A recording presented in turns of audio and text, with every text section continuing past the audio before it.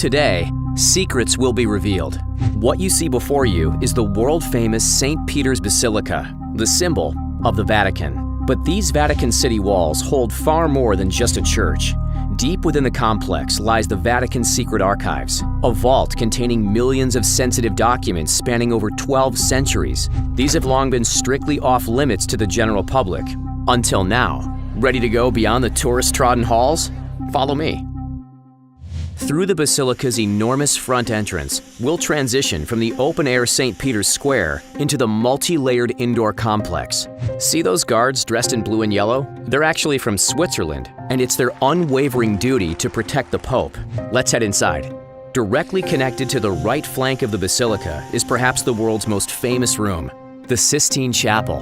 Combined, the Basilica and the chapel are said to carry a $1 billion value. This rectangular brick building features 6 arched windows on each side of the walls. However, the undeniable focal point is, well, look up. Michelangelo's ceiling. 5 million people walk through this room every year, and while we enter for free, most tourists pay 14 euros each. That's 70 million euros straight into the Vatican's pocket. As we leave the chapel behind us, follow me into the Vatican Library.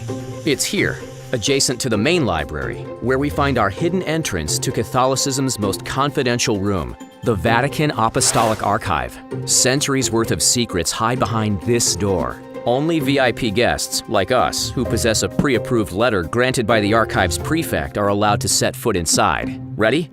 Keycard? Check. Combination code. Look away, please. Check. Letter of approval. Check. Alrighty, let's go underground.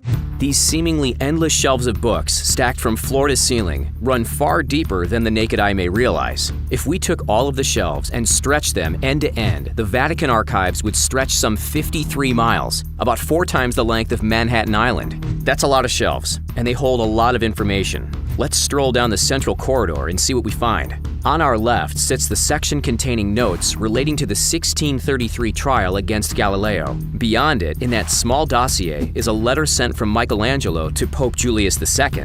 As we move over to our next row, we find a box dedicated to the trials against the Knights Templar from 1307. While there's a year's worth of Knights Templar reading, the crown jewel is this document, the Chinon parchment. Unrolled, well, see for yourself, this scroll is an astounding 197 feet long. Supposedly, it was lost for hundreds of years, yet here it is, right before our eyes. As we continue down the concrete-floored walkway, here's the section dedicated to the Intercatera. For those unfamiliar, the Intercatera was a decree issued by Pope Alexander VI in 1493 that essentially split the world between the Spanish and the Portuguese. Next up is a highly restricted section, the documents from World War II.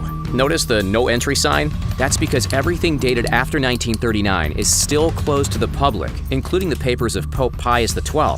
This section has spurred quite a controversy. Why? Because Pius XII's silence during the war led to some questioning which side he truly supported. The letters behind this wire casing, which looks similar to this one, may reveal the ultimate truth.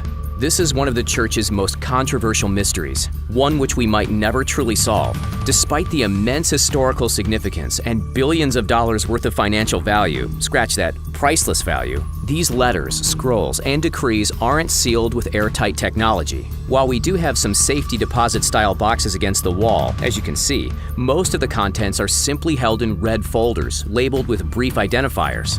Curia Romana. That means Court of Rome. Some other shelves, like these over here, are full of cardboard containers with damaged corners and faded colors, clearly showing their age. Are these documents ever to be released to the public? Well, not for a long time. At an absolute minimum, these papers are only shared once they're 75 years old. At that point, they still belong to the Pope. Like all libraries, the Vatican also features dedicated reading rooms, just like this one. Take note of the sacred art hung on its walls. These pieces represent just a sliver of the estimated 70,000 total artwork within the Vatican Museum, a collection worth billions of dollars all up. But hey, judging by this, they can afford it. The best calculations suggest the Vatican Bank holds between $10 and $15 billion. But what about expenses? Apparently a substantial amount of that cash goes to paying staff. In 2014, for example, staff payments were the Vatican's biggest expense, shelling out a total of 126.6 million euros for 2,880 employees. Anyway, enough reading. Follow me outside the reading room and down into, ready to be surprised? A secret bunker. The door we just walked through has an airlock, making this entire underground shelter fireproof. It was designed to, of course, protect the most fragile documents in case of emergency. Onwards. In there is the school. Through the glass window, you can see a clergyman nose deep in what looks like a history book. The desks are long and flat, the walls are painted with beautiful artwork, and the floor is checkered marble. Time for some sunlight, don't you think? As we exit the library and museum area into the lush and beautifully landscaped Vatican Gardens, take a moment to soak in the significance of what we just saw. Not only did we just explore what is officially the world's smallest country and the only UNESCO World Heritage country, but we saw a treasure trove of secrets that are ordinarily forbidden to the general public. Pretty amazing, don't you think? Which secret location should we tour next? Let us know. Don't forget to like and subscribe, and have a great day. Catch you next time.